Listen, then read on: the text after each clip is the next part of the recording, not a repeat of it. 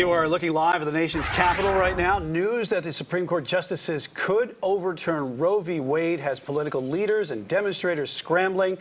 And a leaked draft from a normally tight sealed office suggests that the High Court is poised to reverse the landmark 1973 decision. As you see, a lot of people gathered outside the Supreme Court right now.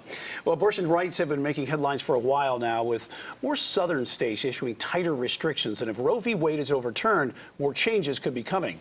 And we want to bring in someone with a lot more knowledge on abortion rights right now to the conversation. Dr. Susan Roberts, thank you so much for being here with us, a professor of political science at Davidson College, joining us live now. Yeah, and Dr. Roberts, first, I want to get your reaction to this news. It kind of exploded with this Politico report that was published last night about 8:30, 9 o'clock, and also about an unprecedented leak from one of the most prestigious and respected institutions in the land, the Supreme Court.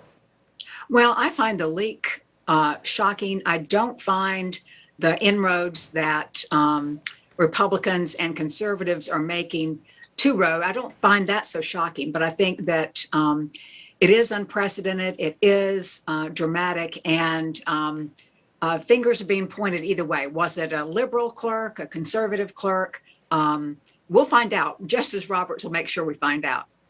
And Dr. Roberts, what I find to be very interesting is whether you're pro-life or you're pro-choice, it seems the vast majority of Americans really want Roe v. Wade to stay the way it is. Can you explain that? Well, sure. I think public opinion about access to abortion has been remarkably stable since 1995 and earlier. I think it's one of those that people can see. It's on a scale. About 60% of Americans want it to be legal in most cases. And I think when you get to the end of the spectrum on cases of rape, incest, the life of the mother, that's when you have a lot of people that really would like to see access to abortion, because those are very unpleasant situations, to say the least. You know, obviously a very politically charged issue this is for a long time now. A decision, though, here that is not set in stone with the Supreme Court. Politically, who stands to gain the most from this leak, and what kind of impact is it going to have on the midterms? That's a very good question. I think that the Democrats had already been thinking they could use this to increase their turnout. I think that increase in turnout might work in North Carolina, but I think overall it's a double-edged sword. It galvanizes the Republican base, but it can help the Democrats mobilize the younger, better educated constituents that would not maybe come out to vote in a midterm election. It's not the general election. So you have to really move people besides the hardcore partisans. And this could move voters to turn out, and probably Democratic voters. Dr. Roberts, just noting that we've already seen protesters take to the streets. It was very interesting also to be able to see how many young people were protesting and bringing the conversation to them.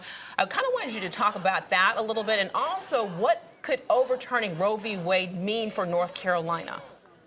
Sure. I think seeing the younger persons is important to note, because sometimes, and I teach college, younger women, college-age women have taken this for granted. They haven't really looked deep into what a post-Roe world would look like, because they don't really know what a pre-Roe world would look like. And I think that for younger women, younger persons in general, this is really kind of a wake-up call to get involved.